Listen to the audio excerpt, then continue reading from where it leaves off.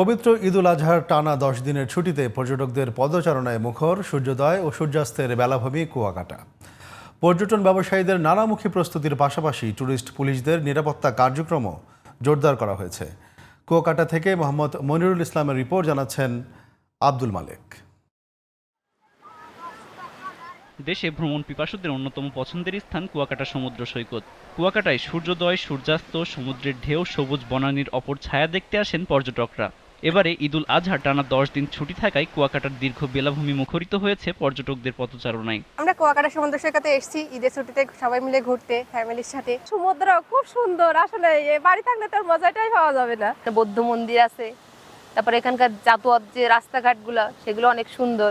লাল কাঁকড়া দেখি ভালো লেগেছে। সমুদ্রের ঢেউয়ে স্নান করে অনেক ভালো লাগছে। ঈদুল আজহার ছুটিতে পর্যটক বৃদ্ধি পাওয়ায় ব্যবসায়ীদের বিক্রি বেড়েছে বলে জানিয়েছেন সমুদ্রের ক্ষুদ্র ব্যবসায়ীরা।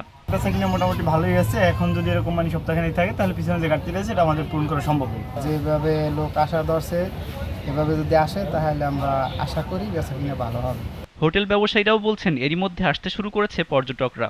সেবাদানের জন্য তাদের সব ধরনের প্রস্তুতি রয়েছে বলে জানিয়েছেন তারা।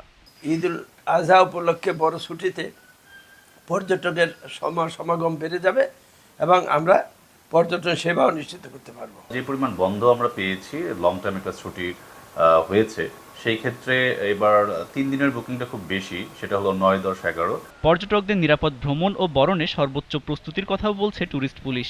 24 ঘন্টায় আমাদের বিভিন্ন স্পটে কুয়াকাটার অধীনস্থ বিভিন্ন স্পটে নিরাপত্তার ব্যবস্থা আছে। আব্দুল মালেক, জিটিভি নিউজ।